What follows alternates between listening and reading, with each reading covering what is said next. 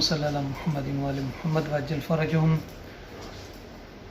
کافی دنوں سے مومنین کے یہ ایک خواہش تھی کہ ایک ویڈیو کا کلپ بھی ہونا چاہیے، تو انشاءاللہ تعالی اس ویڈیو میں کچھ نہ کچھ معلومات ہمیں بھی اور آپ سب کو بھی ملیں گی، اور تاکہ ان برادران کی جو خواہش تھی، چوائس تھی، وہ بھی پوری ہو جائے گی۔ کافی عرصے سے ہم وائس کی صورت پہ تو ویڈیو بناتے رہے، مگر لائیو کافی عرصے سے نہیں بنایا۔ تو آپ جہاں پہ بھی ہیں، جس جگہ پہ بھی ہیں، خداوند علم آپ سب کو سلامت رکھے، آباد و شاد رکھے، صحت و سلامتی دے، طول حیات عطا فرمائے۔ ابھی ہم نجف اشرف میں ہیں، تو ایک تو کافی عرصہ ہو گیا، یعنی تقریباً 1 مہینے سے مسلسل آندھیاں، طوفان، مٹی یہ کافی آ رہا ہے، کیونکہ ہر بندہ جانتا ہے عرب جو کنٹریز ہیں زیادہ ڈیزرٹ ہے، صحرا ہے، عراق میں بھی۔ اور دوسری یہ ہے کہ جب بھی سردی یا گرمی کا موسم ہو، 4-5 آندھیاں طوفان آتے ہیں، اس کے بعد موسم چینج ہو جاتا ہے۔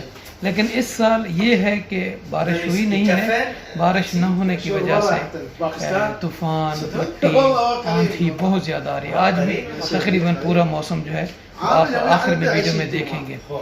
تو یہ ایک نظام الہی ہے جو چل رہا ہے، ہمیں اس کو سر خم تسلیم کر کے اس کو گزارنا ہے، چاہے سردی ہو چاہے گرمی ہو، یہ تو اللہ کی طرف سے ہے۔ تو سامعین عزیز، ایک بہترین، ہر شخص چاہتا ہے کہ مجھ سے جو غلطیاں ہو جاتی ہیں، گناہ ہو جاتے ہیں، تو کوئی ایسی چیز بتائیں کہ جس کی وجہ سے ہمارا وہ کفارہ ہو جائے، ہماری وہ خطائیں معاف ہو جائیں، ان خطاؤں کی، غلطیوں کی، گناہوں کی جو سزا ہے اللہ کی طرف سے، اس میں تخفیف ہو، کمی ہو۔ تو امام علیہ السلام کا ایک بہترین وظیفہ، ایک بہترین عمل، ہر شخص کسی بھی حالت میں ہے، آپ اٹھتے بیٹھتے، سفر میں ہیں، حضر میں ہیں، کھاتے پیتے وقت اس عمل کو آپ انجام دے سکتے ہیں۔ امام علیہ السلام فرماتے ہیں کہ من لم يقدر على ما يكفر به ذنوبه فليكثر من الصلاة على محمد وآلہ۔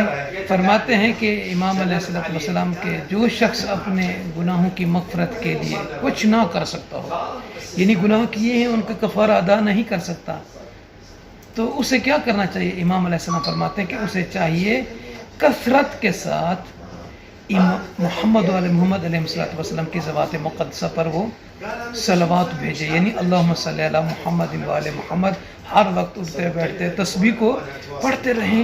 امام علیہ السلام فرماتے ہیں کہ یہ جو کثرت کے ساتھ محمد علیہ السلام پر آپ صلوات پڑھیں گے، تو یہ آپ کے گناہوں کا کفارہ بنے گا، آپ کے گناہ معاف ہو جائیں گے۔